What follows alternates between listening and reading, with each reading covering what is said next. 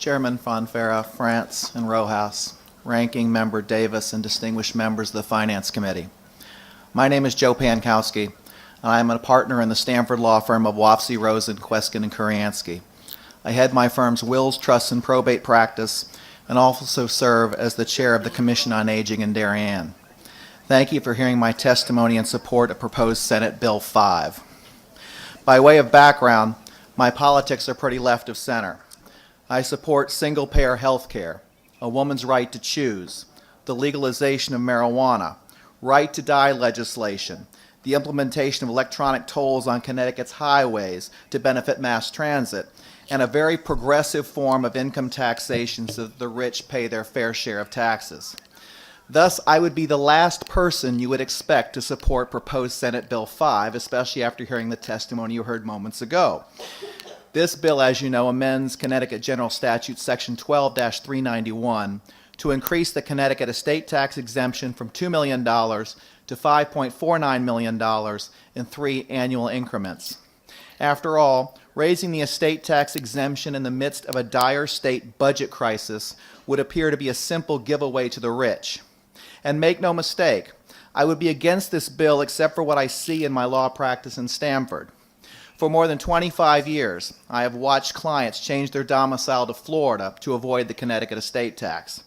They sell their Connecticut house, buy a condo in Florida, change their voter registration, obtain a new driver's license, and promise their new Florida lawyer to spend 6.5 months a year in the Sunshine State to avoid the long arm of the Connecticut Department of Revenue Services.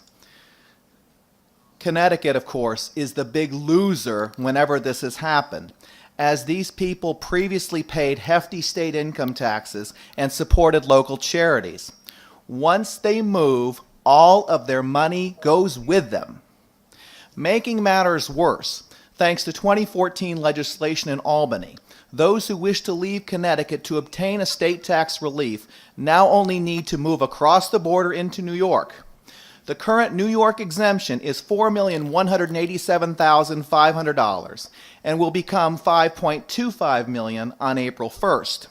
Starting January 1, 2019, New York will match the federal exemption amount. Thanks to this law change, I have had Connecticut clients move to New York, and many more are talking about living in New York City or Westchester County. And unlike the folks who have decamped to Florida, they can still attend the same synagogue in Stamford, the same church in New Canaan, or the same country club in Greenwich. Thankfully, I'm licensed to practice law in both New York and Connecticut, so I am not losing any clients when they move across the border. However, as a commissioner of the Superior Court here in Connecticut, I thought it was my duty to testify here today that as absent the passage of proposed Senate Bill 5, the current trickle of rich people leaving Connecticut to avoid the estate tax is going to become a deluge, and our state will surely suffer. Thank you. Thank you very much for that compelling testimony, and I think you being on the front lines, you understand it better than just about any of us could ever understand it, and I happen to agree with you 110%. And what did you call it, a deluge or a tsunami of people leaving? If you factor in the wealth associated with maybe a smaller number of people, that deluge has already occurred, unfortunately. And Mr. Chairman, one big point here, he kept talking about the question of people moving back in. These are the older people who have the wealth who are moving out, okay? And these are the people who could really contribute.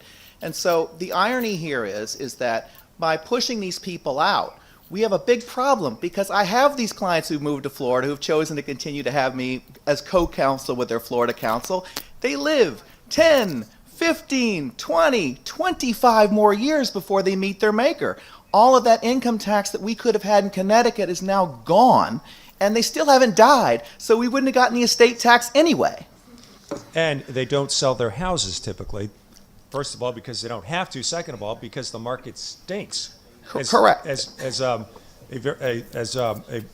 very famous business person said, you cannot give a house away in Greenwich, Connecticut. That is correct. And what you would do, as I advise clients, you got to make sure you avoid the Connecticut Department of Revenue Services. So if you're going to do this, you are going to give your house to your children, or you're going to put it in an irrevocable trust. You are not going to keep it in your name, because if you keep it in your name, you have ancillary probate in the state of Connecticut when you die. Guess what? Connecticut DRS says, aha! Now we'll try to grab you. So I said, the one thing you cannot do when you leave Connecticut is own real property in the state of Connecticut. You will give it away or put it in a trust. Absolutely. Couldn't agree more. And notwithstanding my great friendship with Commissioner Sullivan, I think you're right. The DRS is pretty darn aggressive, and they will come after you if they can. Your point about the income disappearing for 25 years plus, in many cases, the philanthropy also disappears. Absolutely. The critical mass of many of these wonderful communities that are so charity, nonprofit centric fall apart because those characters are not here long enough to keep those bonds going and keep those efforts going. So all your points are well taken. I think Senator Suzio is bouncing up and down in his chair to say something. Boy, they say politics makes for strange bedfellows. Indeed. I've got 3 minutes of time. I wonder if you could give us 3 minutes of unpaid tax advice for all of us listening in. Only being facetious. Although, if you want to make a few comments, I don't think the public understands how easy it is to avoid this stuff, and that's the point you're making. That's the point I was trying to make to the gentleman before you. But since you have probably more creds with the left than I do, it's good to hear you testifying to Well, that. it's very straightforward. Let's assume for the sake of argument, and obviously client confidentiality prevents me from naming which town, what person this was, but there are plenty of them. So I'll just pick a town called Darien, okay?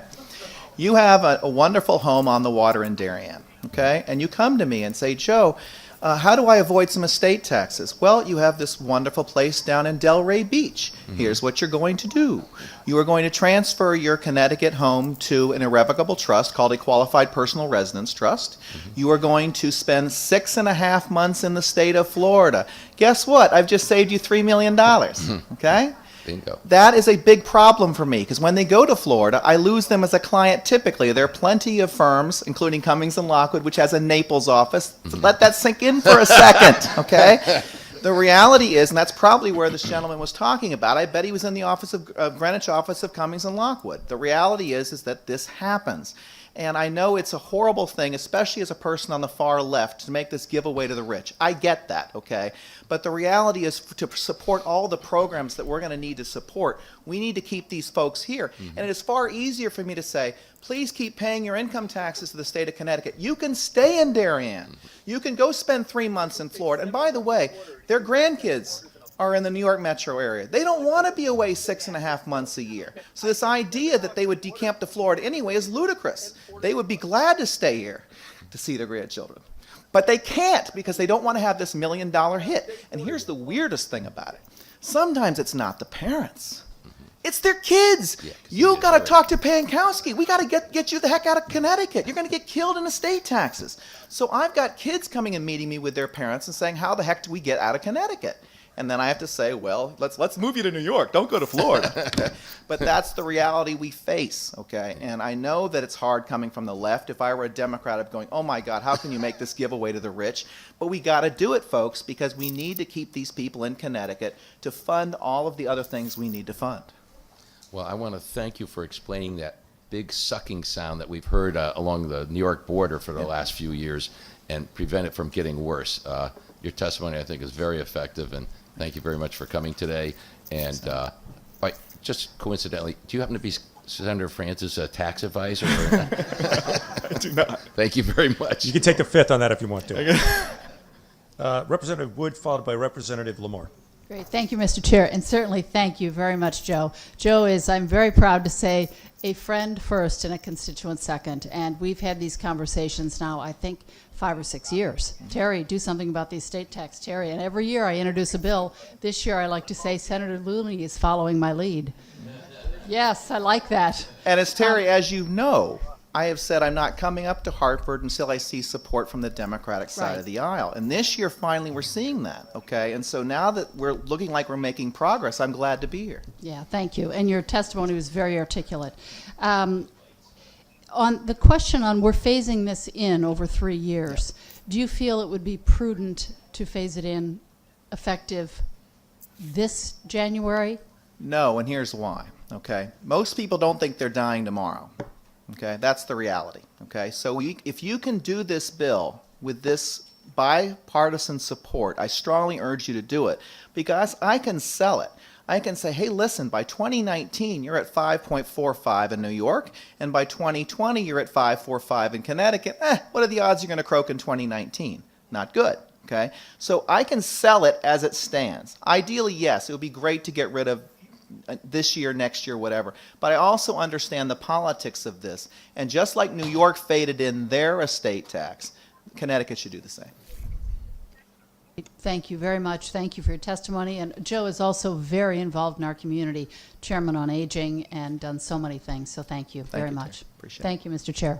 Thank you, Representative, and feel free to leave some business cards up there if you'd like to. Representative Lamar, you have 5 seconds. Thank Just you, kidding. Just Senator kidding. France. Last year, much to the surprise of then Chairman Berger and Ranking Member France, this was one of the few issues where I actually supported a giveaway to the rich.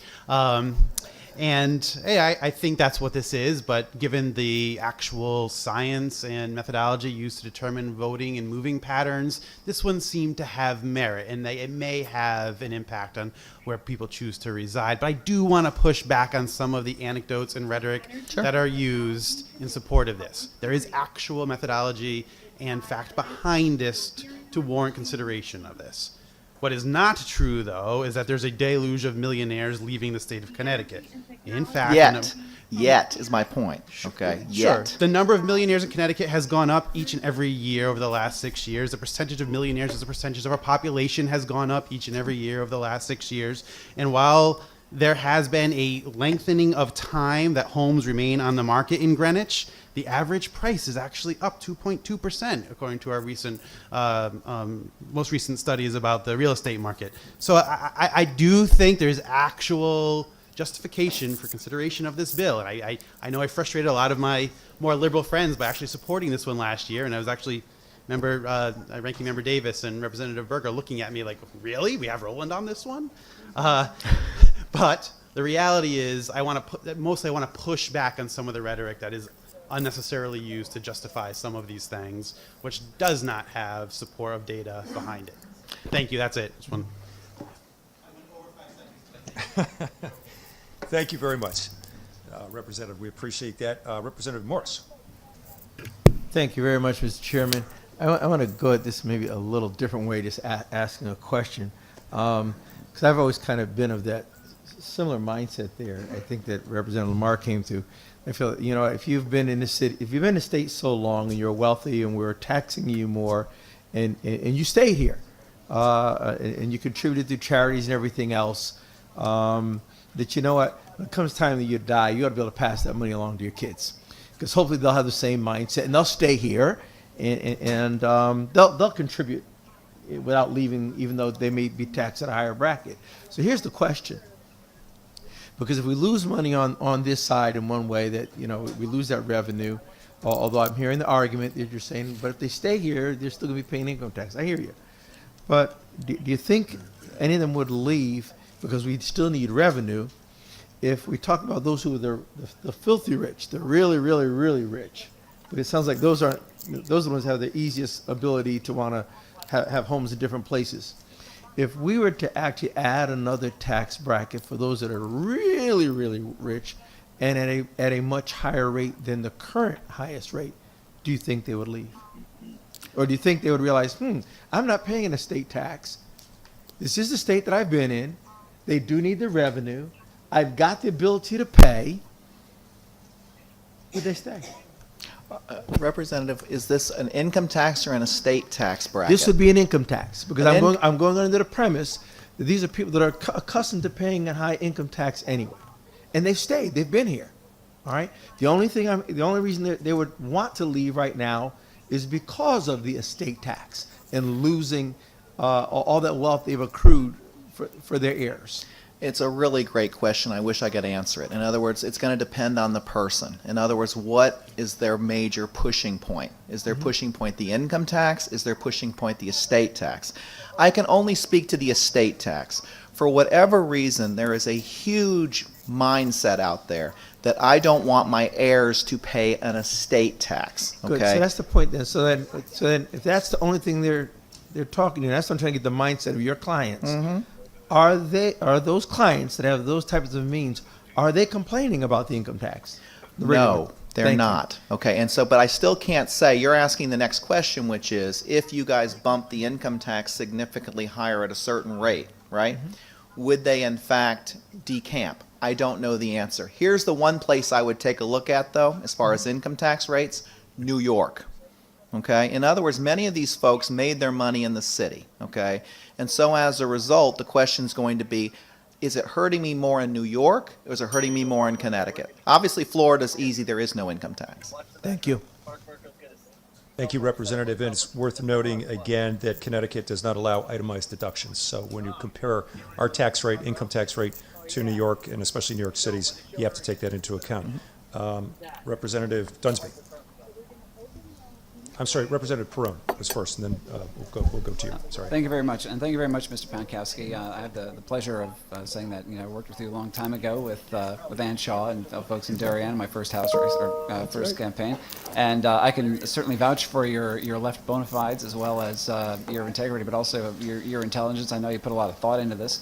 I personally, I don't see this as a giveaway to the rich, but more as a revenue recapture for the state of Connecticut.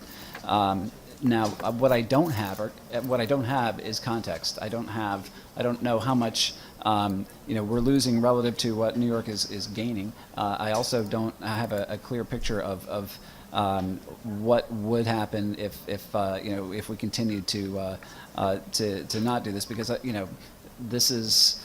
We have 50 states, but I also see them as 49 other markets that we're competing against. So what New Jersey, Massachusetts, Rhode Island, other states are doing, because basically, to the point you made, I mean, if people don't have to go to Florida anymore, why can't they just go to New York or New Jersey or somewhere, or up to the mountains in Massachusetts? I'm just wondering if you can hit any of those points. Thank you.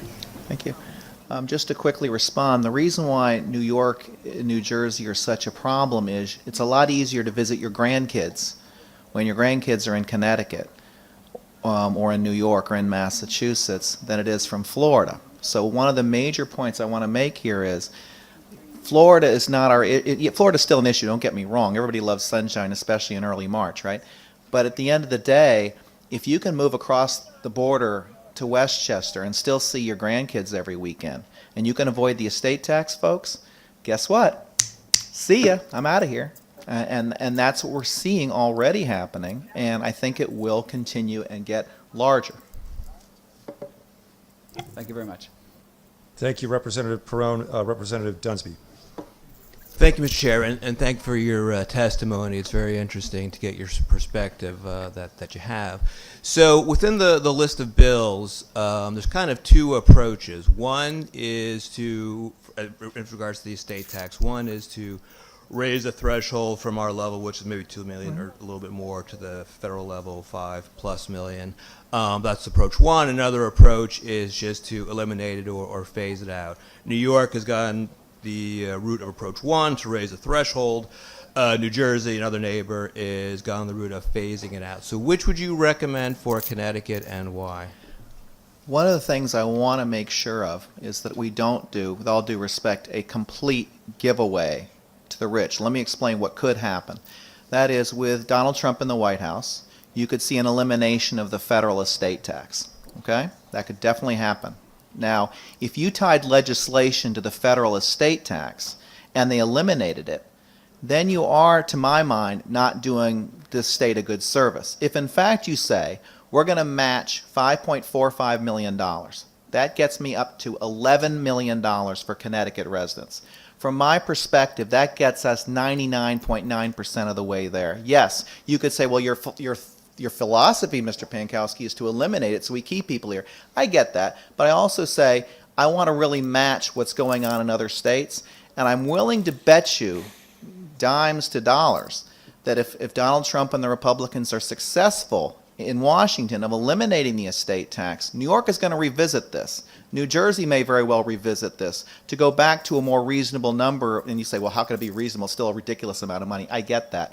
But $5.45 million, $5.5 million with an inflation adjustment, to my mind, seems to be the fairest way of doing it, and to match so we don't lose people to these adjacent states. And yes, you can say for the very, very super rich, they could be gone to. I get that. But from my perspective, an incremental position is the one that should get bipartisan support and one that should be able to pass.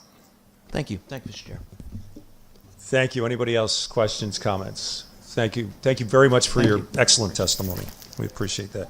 Next on the list, we have